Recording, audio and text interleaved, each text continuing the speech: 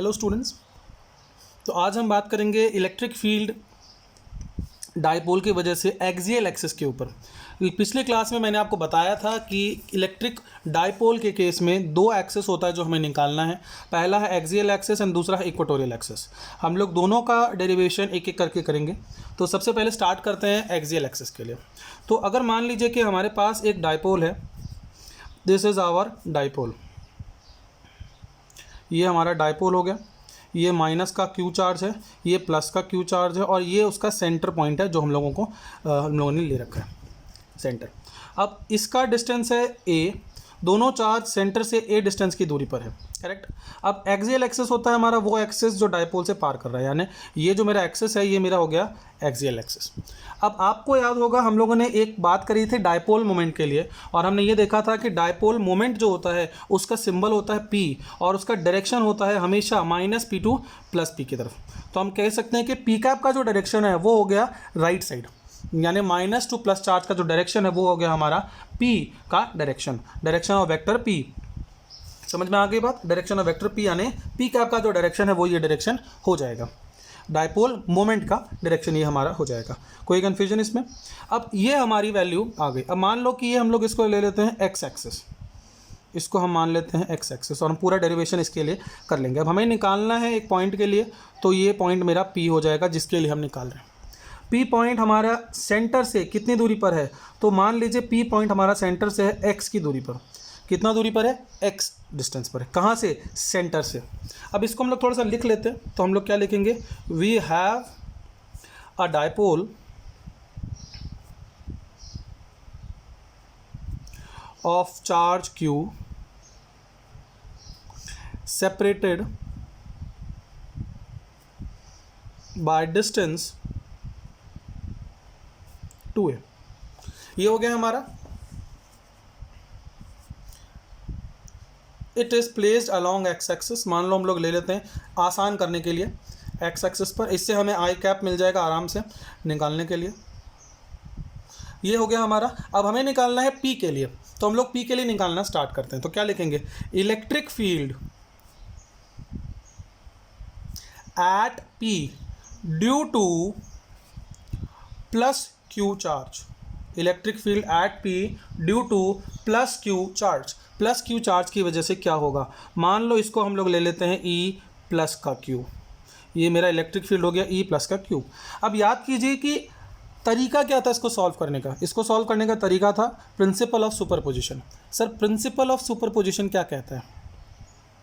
Principle of superposition ये कहता है कि अगर आपके पास दो चार्ज हैं, एक है पॉजिटिव चार्ज एक है नेगेटिव चार्ज, तो पहले आप इलेक्ट्रिक फील्ड निकालिए पॉजिटिव चार्ज की वजह से फिर आप इलेक्ट्रिक फील्ड निकालिए नेगेटिव चार्ज की वजह से, और दोनों को ऐड कर दीजिए वेक्टोरियली क्योंकि दोनों वेक्टर हैं। फिर जो आपका आंसर आएगा that will be the net value of the electric field at that point. तो हम पहले पॉजिटिव चार्ज की वजह से निकालेंगे, फिर नेगेटिव चार्ज की वजह से निकालेंगे, and then we will solve it together. अब इलेक्ट्रिक फील्ड का फॉर्मूला क्या था? Q/r²। तो चार्ज कितना है इसमें? Q upon r²। r माने डिस्टेंस। तो मुझे बताओ इस चार्ज से इस पॉइंट तक का डिस्टेंस कितना है? ये कितना होगा? सर ये पूरा x है, ये पूरा a है, तो क्या मैं इसको x + a कह सकता हूँ? ध्यान से देखो डायग्राम को। ये पूरा x है, ये इतना सा a है, तो ये क्या हो जाएगा? x - a,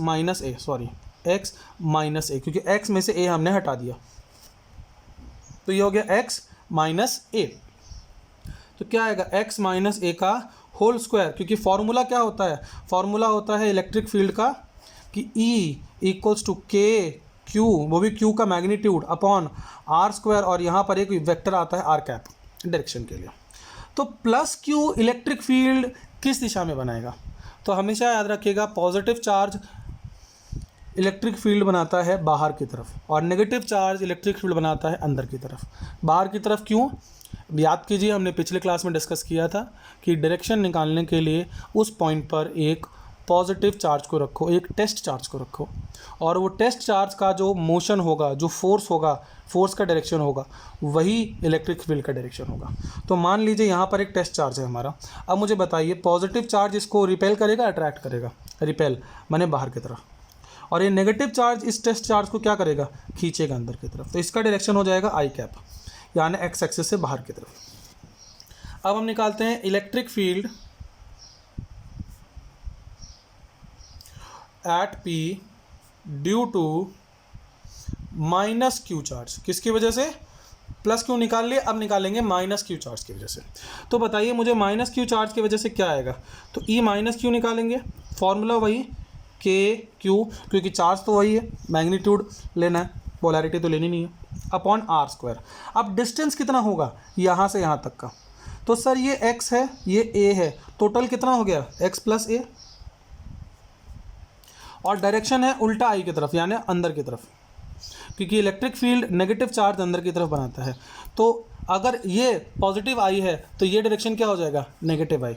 एक्स एक्सिस के लिए ये आई कैप होता है, तो उल्टा डायरेक्शन माइनस आई कैप हो जाएगा। अब टोटल, तो हम क्या कहेंगे, तो नेट इलेक्ट्रिक फील्ड कितना आएगा हमारा, तो net electric field at P क्या होगा, जिसको हम कहेंगे वेक्टर ई, वो आ जाएगा ई प्लस क्यू और ई माइनस क्यू को जोड़ दो, यही होता है, दो वेक्टर को जोड़ देंगे हम लोग। अब दोनों की वैल्यू को रखते हैं, तो हम क्या देखते हैं कि ये आई कैप है और ये माइनस आई कैप है, तो हम इसको लिख सकते हैं के Q upon x minus A का होल स्क्वायर आई कैप।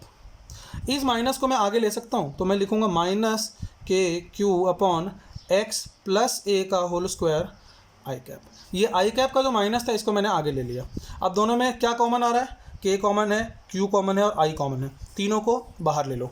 तो व्हाट डू वी गेट, तीनों को अगर हम बाहर ले लेते हैं तो के को बाहर ले लिया, क्यू को बाहर ले लिया, क्या बचा, 1/x माइनस ए का whole square minus 1/x plus A का होल स्क्वायर, और आई कैप बाहर है। अब इसका सॉल्व करना है। सॉल्व कैसे होगा, बहुत ही सिंपल है, के क्यू एलसीएम ले लो। एलसीएम में क्या आएगा, कुछ नहीं आएगा, दोनों को मल्टीप्लाई कर दो, आ गया एलसीएम, दोनों को मल्टीप्लाई कर दिया, आ गया एलसीएम। अब मल्टीप्लिकेशन कर दिया हमने, तो इससे ये कट गया तो इधर आ जाएगा x प्लस ए का होल स्क्वायर, इससे ये कट गया तो यहाँ आ जाएगा x माइनस ए का होल स्क्वायर। एक बार बता दूं, आप 12th में हैं, आप इस स्टेप के बाद डायरेक्टली नेक्स्ट स्टेप लिख सकते हो, अगर आप मेंटली कैलकुलेशन कर सकते हो तो। मैं यहाँ पर आपको दिखा रहा हूँ ताकि आपको ये समझ में आ जाए कि how did we reach to this conclusion.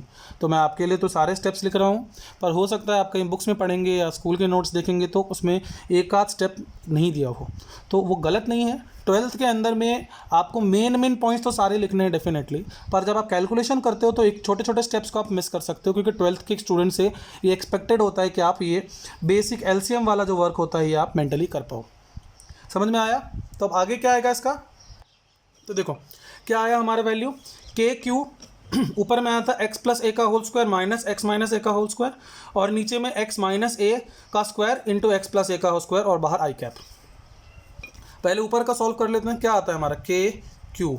अब x प्लस ए का होल स्क्वायर क्या होगा, एक्स स्क्वायर प्लस ए स्क्वायर प्लस 2ax माइनस, अब इसको मेंटली जरा खोलो, क्या आता है, x का स्क्वायर माइनस लगा दिया तो माइनस का x का स्क्वायर, प्लस a का स्क्वायर माइनस तो माइनस ऑफ a का स्क्वायर, और minus 2ax minus minus plus 2ax, ये आ गया। अब नीचे क्या आएगा, नीचे बड़ा सिंपल सा है, a minus b a plus b whole square को हम कॉमन ले सकते हैं, तो क्या आएगा, a minus b a plus b, क्या होता है a minus b a plus b, a square minus b square, correct.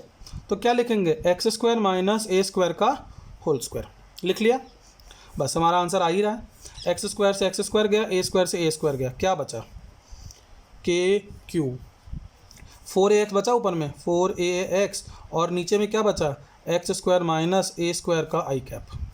अब ज़रा ध्यान से देखो, मैं इस 4a का दो पार्ट करता हूँ, मैं एक 2 को तो बाहर ले लेता हूँ, k को बाहर ले लेता हूँ, और इधर लिखता हूँ 2aq, x को बाहर किया है, आई कैप को बाहर किया है। इसका पर्पस है अभी आपको समझ में आ जाएगा, इसका होल स्क्वायर मत छोड़िएगा, होल स्क्वायर छूट गया था, x square minus a square का होल स्क्वायर।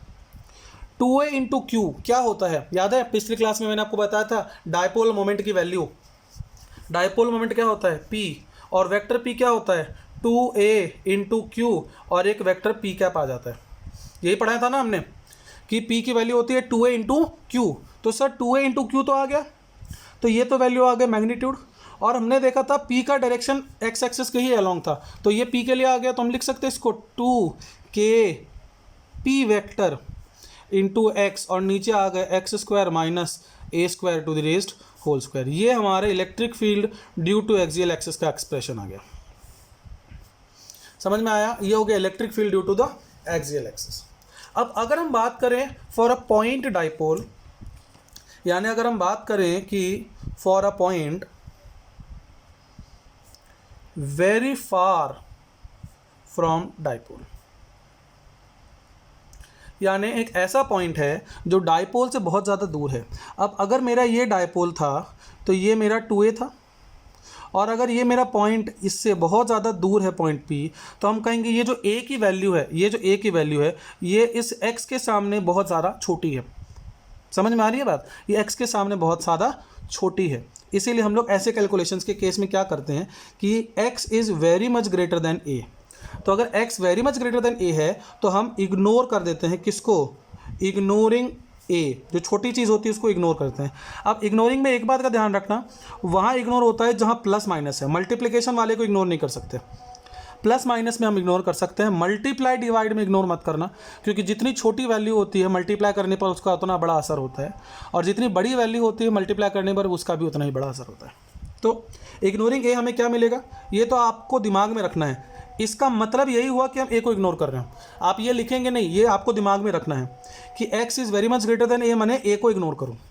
तो क्या एक्सप्रेशन मिला? 2kpx और नीचे क्या आया? x का पावर 4, एक कट गया तो क्या मिला हमें अल्टीमेटली? एक्सियल फील्ड का एक्सप्रेशन 2kp अपॉन x का क्यूब आया।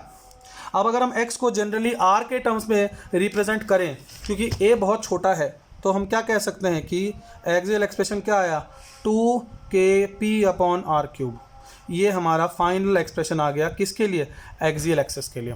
समझ में आई बात? So this is your axial axis. In the next video we will discuss about equatorial axis. Thank you.